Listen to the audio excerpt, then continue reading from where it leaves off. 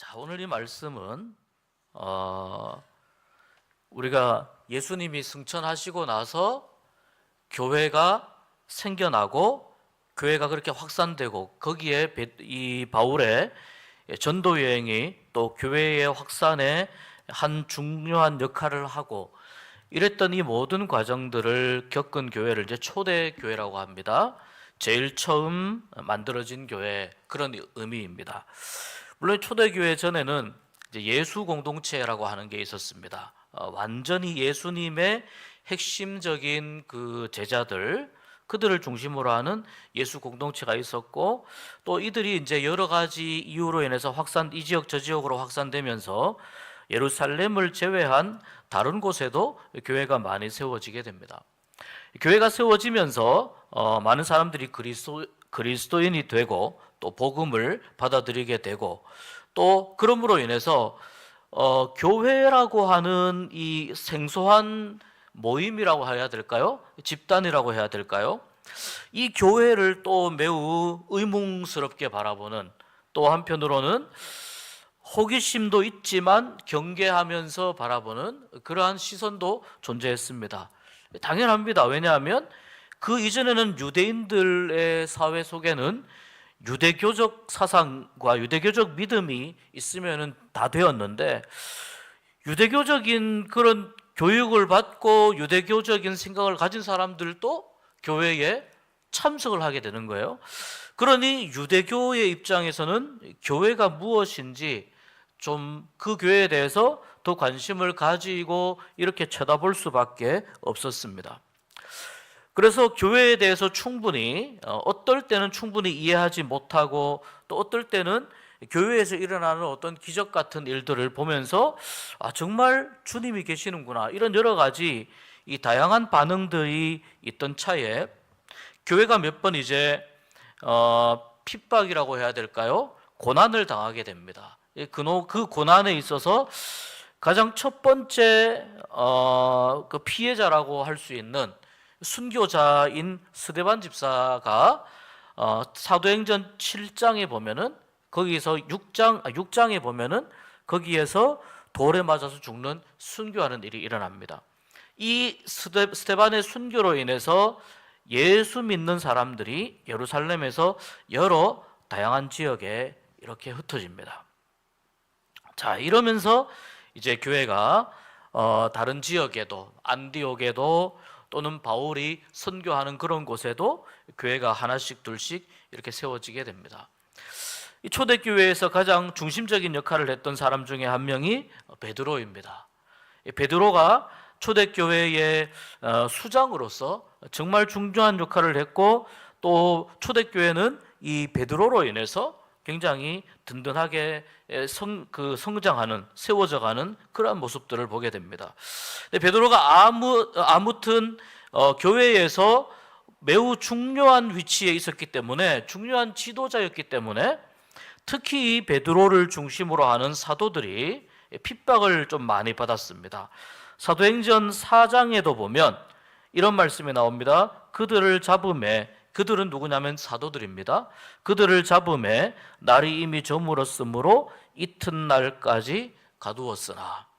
여기에서 이미 어떤 경험을 하냐면 투옥되는 경험을 하는 거예요.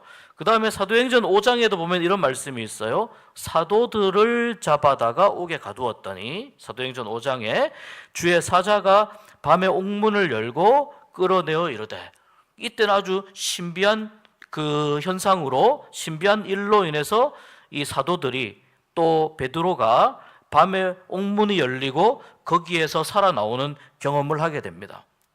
그리고 이 베드로가 세 번째 투옥되는 장면이 이 사도행전 12장의 말씀입니다. 12장에 베드로가 세 번 투옥되는데, 그 전에 보면 이제 헤롯 왕이 12장 1절부터 좀 살펴보면, 헤롯 왕이 교회를 본격적으로 이제 핍박하는, 본격적으로 예수 믿는 사람들을 힘들게 하고 어렵게 하는 그런 상황들이 나오게 되는데, 거기에서 사도 중에 가장 처음 순교자가 나오게 됩니다. 그가 누구냐면 요한의 형제 야고보입니다. 야고보가 칼에 맞아서 순교하게 됩니다. 그리고 베드로는 옥에 갇혀 있죠. 오늘 12장 5절 말씀이죠. 베드로는 옥에 갇혀 있고 오늘 말씀에 보면 교회는 그를 위하여 간절히 하나님께 기도하더라. 이 교회가 어느 교회냐면 나중에 이 뒤쪽에 가면은 마가 다락방입니다. 마가 다락방에 함께 모여서 기도하던 그 모임이 교회가 되었는데 이 교회가 마가 다락방에 모여서 베드로를 위하여 간절히 하나님께 기도하였습니다. 오늘 읽은 말씀을 보면은 6절에 이런 말씀이 있어요. 헤롯이 잡아내려고 하는 그 전날 밤에. 그러면 이제 요한의 형제 야고보가 칼에 의해서 순교를 당했지 않습니까? 그리고 6절에 헤롯이 잡아내려고 하는 그 전날 밤에, 그러니까 헤롯 왕은 이제 순차적으로 베드로를 중심으로 한 사도들을 순차적으로 처형하기로 마음먹은 것 같아요. 내일은 누가 잡히냐면 베드로가 내일은 붙잡혀 나와가지고 이제 베드로를 처형하는 날입니다. 이 사실을 베드로가 알고 있는지 몰랐는지 그건 우리가 여기에서 확인할 길은 없습니다. 그런데 오늘 이 말씀에 보니까 자기가 붙잡혀 나가는 그 전날 밤에, 내일이면 내가 붙잡혀 나가는데 오늘 밤에 보니까 두 군인 틈에서 두 쇠사슬에 매여 누워 자고 있습니다. 여러분, 만약에 내일 내가 밖에 나가서 사형장에 나가서 내일 내가 사형당한다 라는 것을 오늘 알고 있다면 잠이 오겠습니까? 잠이 오겠습니까? 이런 경우가 된다면. 그러니까 이 말씀은 첫 번째는 베드로가 그 사실을 몰랐을 수도 있다라고 볼 수도 있는 거예요. 두 번째는 만약에 베드로가 알고 있었다면 베드로는 정말 대단한 이 신앙과 배짱의 소유자이다. 내일 내가 처형당하는데 오늘 밤에 잠을 자는데 어느 정도로 잠을 잤냐면요, 읽은 말씀을 쭉 보면은 거의 지금 하나님의 천사가 와가지고 베드로를 깨워서 그 다음에 베드로를 이끌어서 안전한 골목길까지 가는데 거기까지 따라가면서 베드로가 잠이 안 깼어요. 거기까지 따라가면서. 보세요. 9절에 보세요. 베드로가 나와서 따라갈새 천사가 하는 것이 생시인 줄 알지 못하고 환상을 보는가. 이미 천사가 자기를 발로 차가지고 빨리 옷 입어라, 겉옷 입고 빨리 나와라 해서 천사를 따라가는데 이게 꿈인가 생시인가 할 정도로 베드로가 잠에 취해 있었다는 거예요. 그러면 이 2절에서 이야기하는 베드로가 두 군인 틈에서 누워서 잠을 잘 때에 이 잠은 절대로 선잠 자는 게 아니죠. 깊숙이 정말 꿀잠을 자는 겁니다. 깊숙하게 잠을 자고 있는 겁니다. 9절에도 이런 말씀이 있지만 뒤에 넘어가 보면은 11절에 보면은 이에 베드로가 정신이 들어 이르되 내가 이제야 참으로 주께서 그의 천사를 보내어 나를 헤롯의 손과 유대 백성의 모든 기대에서 벗어나게 하신 줄 알겠노라. 헤롯의 손은 뭐냐면 말 그대로 베드로를 죽이려고 하는 헤롯 왕의 칼입니다. 유대 백성의 모든 기대는 무엇이냐면 이 기독교를, 교회를 좀 위험하게 바라보는 유대인들의 관점이에요. 유대인들의 시선이에요. 그러니까 이 처음 생겨날 때 유대인들은 이렇게 교회를 생각을 했어요. 예수교를 믿는 이단 집단이다, 이렇게 생각을 했다는 거예요, 처음에. 그러니까 이 예수님을 믿는 이 집단들이 점점 숫자가 많아지고 부흥하니까 유대교를 믿는 사람들이 당연히 이상하게 생각할 수밖에 없죠. 그런데 내일이면은 이제 베드로가 사형을 당하니까 이제 저들이 믿는 저 예수교를 믿는 저 사람들이 좀 쪼그라들겠지라고 하는 기대를 유대인들이 다 가지고 있었다는 거예요. 교회에 대해서 안 좋게 바라보는 유대인들, 그들의 모든 기대에서 하나님이 비로소 벗어나게 하신 줄 알겠노라. 이 11절에 베드로가 그때 정신이 들어 이렇게 나오는 거예요. 중간에 지금 꿈인가 생시인가도 모르고 그 다음에 11절에 그때의 정신이 들어, 이때도 보면은 베드로가 계속해서 깊은 잠 가운데 있었다는 것을 우리가 알 수 있습니다. 또는 잠이 덜 깬 거죠. 비몽사몽이죠. 비몽사몽간에 천사가 인도하는 이 감옥에서 천사가 지금 데리고 나오는, 감옥에서 이끌어내는 그 일을 베드로가 겪고 있습니다. 그러니까 만약에 베드로가 내일 내가 처형당한다는 사실을 알고도 이렇게 잠을 자고 있었다면 베드로의 믿음은 정말 엄청난 믿음인 겁니다. 굉장한 믿음인 겁니다. 근데 사실 우리는 베드로가 굉장히 믿음이 좋은, 믿음이 뛰어난 사도라는 것을 우리가 사실은 알고 있습니다. 알고 있지만 정말 베드로가 자기의 사형, 자기가 처형당하는 그 일정을 알았다면 이렇게 잠을 잘 수 있었을까?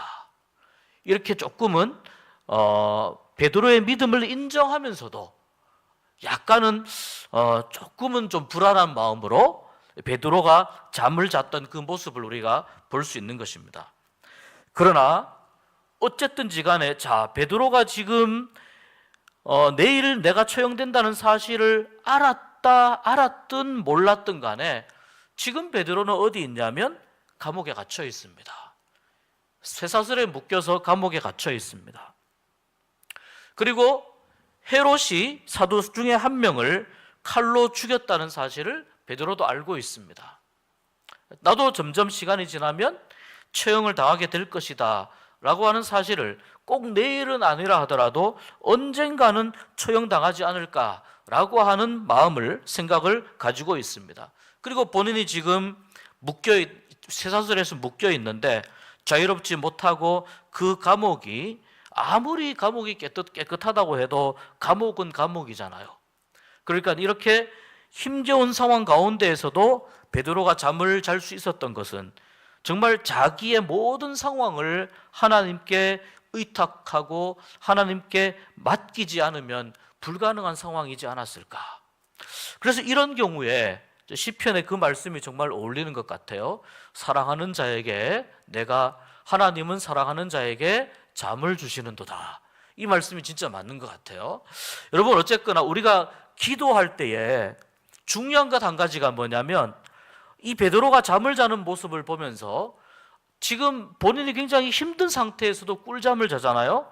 이 잠을 자는 모습을 보면서 우리가 기도한다는 것은 무엇을 의미하는가를 한번 생각해 볼 필요가 있어요. 우리가 기도한다는 것은 베드로가 꿀잠 자는 것과 같은 그러한 상황에서 비추어 보았을 때 기도한다는 것은 우리의 모든 짐을, 우리의 모든 괴로움과 두려움을 아낌없이 남김없이 다 하나님께 맡기는 걸 기도한다고 말할 수 있는 겁니다. 한 90% 맡긴다? 그것이 아니고 우리의 모든 짐을, 어렵고 힘들고 무거운 짐을 다 하나님 앞에 맡기는 것, 하나님 앞에 다 맡기고 정말 하나님 앞에 이렇게 고백할 수 있어야 됩니다. 하나님, 제가 앞으로 어떤 일을 겪을지 모르지만, 앞으로 어떤 상황을 만날지 모르지만 5분 뒤에 만날 문제와 상황도 제가 하나님 앞에 다 맡겨드립니다. 내가 감당할 수 있는 문제뿐만 아니라 감당할 수 없는 문제도 내가 하나님 앞에 다 맡겨드립니다. 하나님께 맡겼기 때문에 저는 정말 걱정하지 않겠습니다. 저는 정말 근심하지 않겠습니다. 저는 정말 두려워하지 않겠습니다. 이러한 믿음의 모습을, 힌트를 우리가 베드로의 이 잠자는 모습을 통해서 볼 수 있다는 거죠.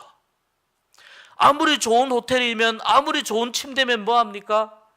오만 걱정거리를 머리 위에 이고 지고 살아가는데요, 아무리 힘들고 어렵고 복잡한 상황 가운데에서 잠자리가 좋으면 뭐합니까? 좋은 방에 있으면 뭐합니까? 비싼 침대 위에서 잠을 자면 뭐합니까? 수만 가지 걱정거리들을 머리 위에 이고 살아가는데 잠을 제대로 잘 수 있겠습니까? 그러니 기도는 첫 번째로 나의 모든 짐을 전부 다 하나님 앞에 맡겨드리는 것. 나의 모든 짐을 하나님 앞에 맡겨드리고 그 십자가 예수 그리스도에 흐르는 그 피 앞에 모든 짐을 맡겨드리고 내어드리고, 하나님, 제가 다 하나님께 맡깁니다. 저는 맡겼으니까 걱정 안 하겠습니다. 저는 맡겼으니까 하나님 이제 염려하지 않겠습니다. 기도가 이루어진 것처럼, 그 큰 문제와 고난이 해결된 것처럼 저는 그렇게 살겠습니다. 저는 그렇게 잠을 자겠습니다. 이게 베드로가 잠을 자고 있는 이 상황에서 우리가 이해할 수 있는 기도의 하나의 모습입니다. 두 번째는 뭐냐면 5절에 보니까 베드로는 옥에 갇혔고 교회는 그를 위하여 간절히 하나님께 기도하더라. 교회는 그를 위하여 간절히 하나님께 기도하더라. 누구 이름을 대지 않고 교회라고 했어요. 교회. 우리가 함께 모여 있는 것이 교회잖아요. 교회가 드리는 기도는 놀라운 하나님의 역사하심을 가능케 한다, 이 말씀입니다. 교회가 하나님 앞에 드리는 기도는 사람이 감당하지 못할 큰 일과 문제 가운데에서 자유함을 얻게 하고 문제가 해결되게 하고 하나님의 은혜와 하나님의 능력을 경험하게 한다라는 것입니다. 교회가 간절히 기도했습니다. 첫 번째 놀라운 일이 일어납니다. 교회가 기도했다는 것은 무엇을 의미하느냐? 첫 번째, 베드로를 붙잡고 있는 두 근인 틈에서 두 쇠사슬에 매여 베드로를 붙잡고 있는 이 쇠사슬을 풀어버렸다는 거예요. 베드로가 갇혀있고 묶여있고 굉장히 안 좋은 상황 가운데, 환경 가운데 베드로가 지금 그 감옥에 내던져져 있는데, 구속되어 있고 속박되어 있잖아요. 기도는 무엇을 가능하게 하느냐? 구속되어 있고 속박되어 있는 그 사람을 자유하게 하는 것이 기도의 능력이요 기도의 역사인 줄 믿습니다. 묶여있는 것으로부터 자유하게 하는 거예요. 여러분을 묶고 있는 쇠사슬은 어떤 것입니까? 여러분을 힘들게 하는 쇠사슬은 어떤 것입니까? 오직 기도만이 그 쇠사슬을 파괴하여 그 쇠사슬을 끊어버리고 우리에게 자유함을 주시는 것인 줄로 믿습니다. 이것이 기도의 두 번째 능력입니다. 그리고 베드로가 비몽사몽간에 아무튼 천사에 의해서 이렇게 저렇게 끌려서 지금 이제 길가에 안전한 곳에 왔습니다. 안전한 곳에 오니까 천사가 떠나고 베드로가 정신이 들어서 보니까 자기가 익숙하게 다니던 골목입니다. 내가 이제야 참으로 주께서 그의 천사를 보내어 나를 헤롯의 손과 유다 백성의 모든 기대에서 벗어나게 하신 줄 알겠노라.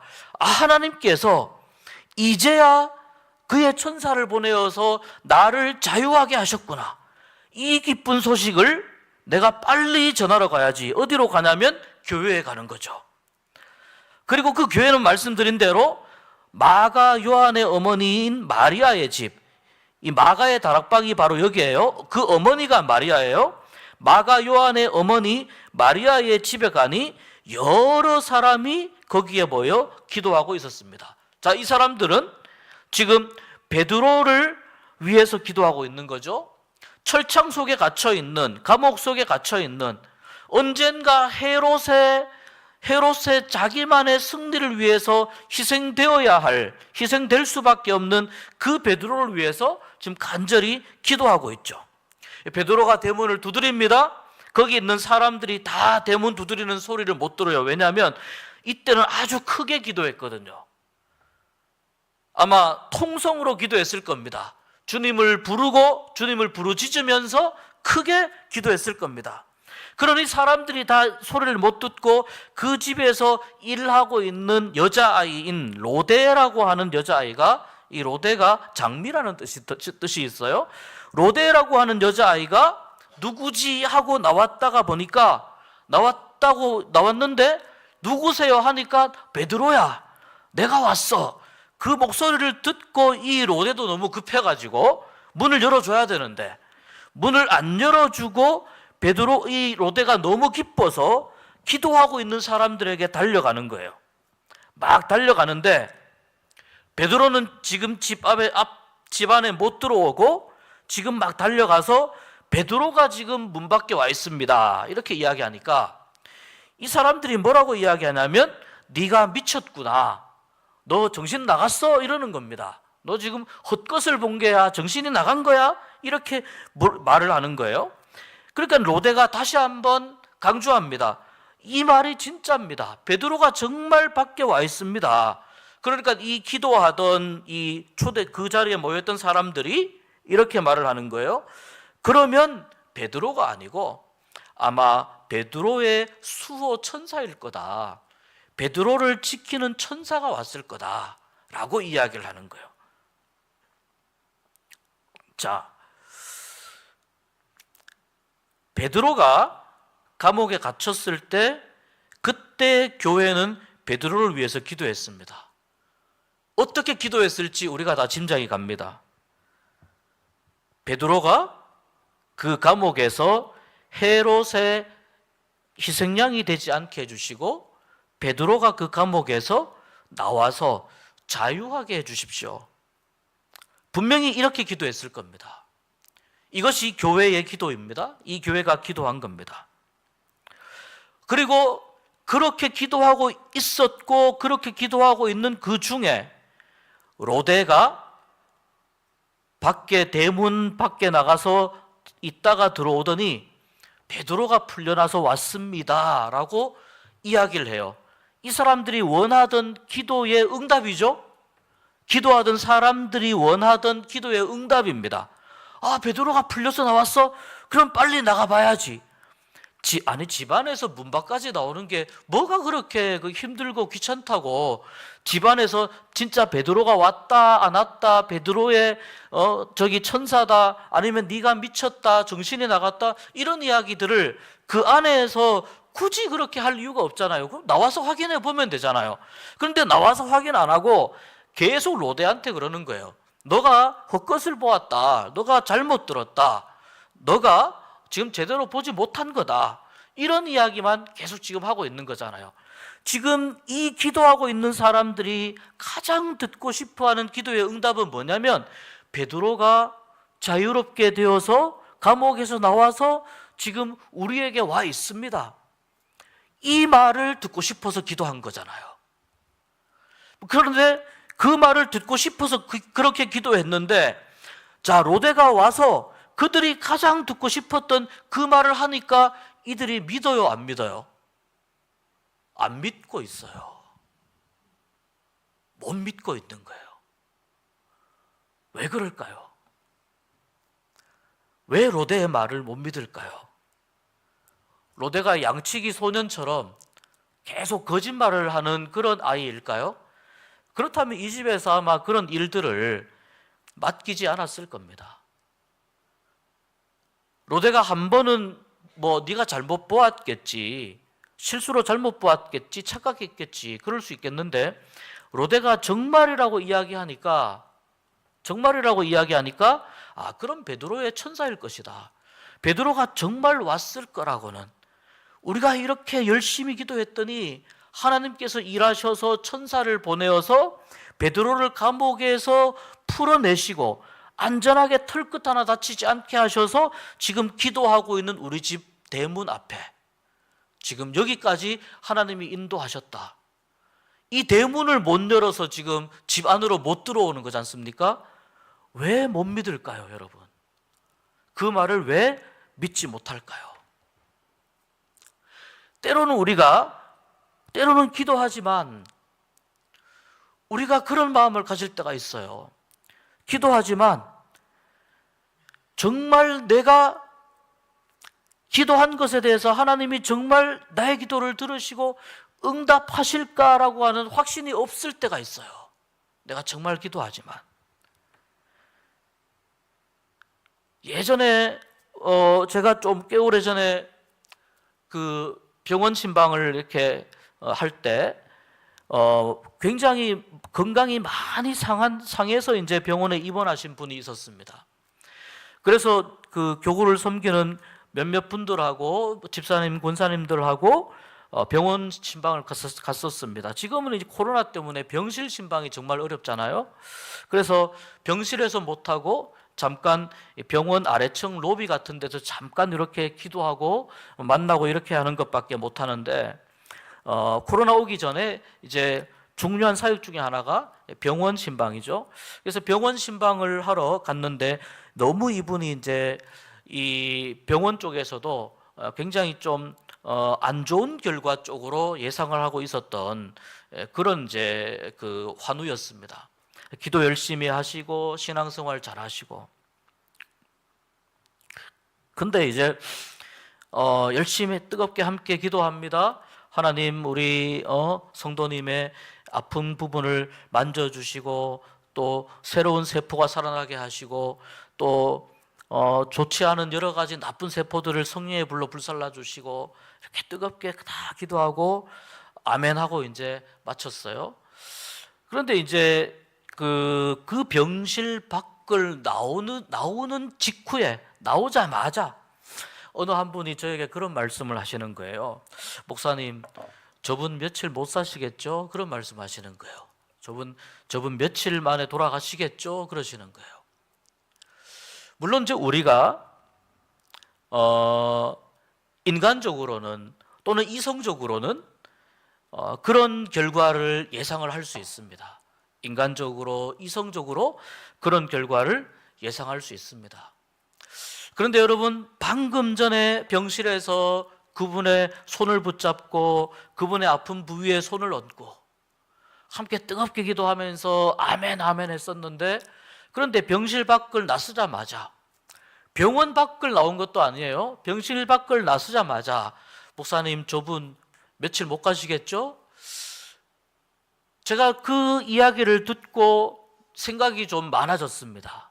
그 이야기를 듣고 실제로 하나님은 정말 병원에서 의사가 더 이상 손을 쓸 수 없는 상황입니다라고 하는 그러한 어떤 그 의사의 좋지 않은 이야기를 듣고도 이분은 2달밖에 더 이상 시간이 없습니다.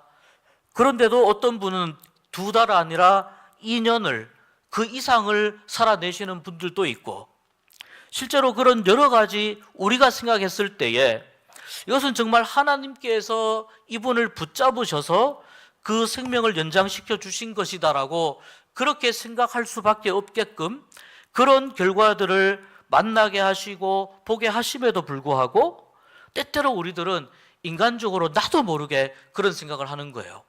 그러니까 저에게 그렇게 말씀하신 그분이 며칠 있으면은 그분이 죽어야 된다, 이런 의미로 말씀하신 건 아닐 거라는 거예요.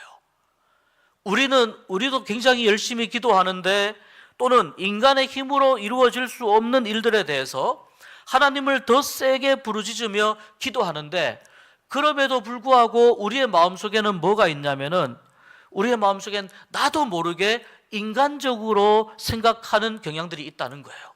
나도 모르게. 감히 엄두가 나지 않는 일들, 그러한 일들이 정말 많이 있지 않습니까? 감히 감당할 수 없는 일들.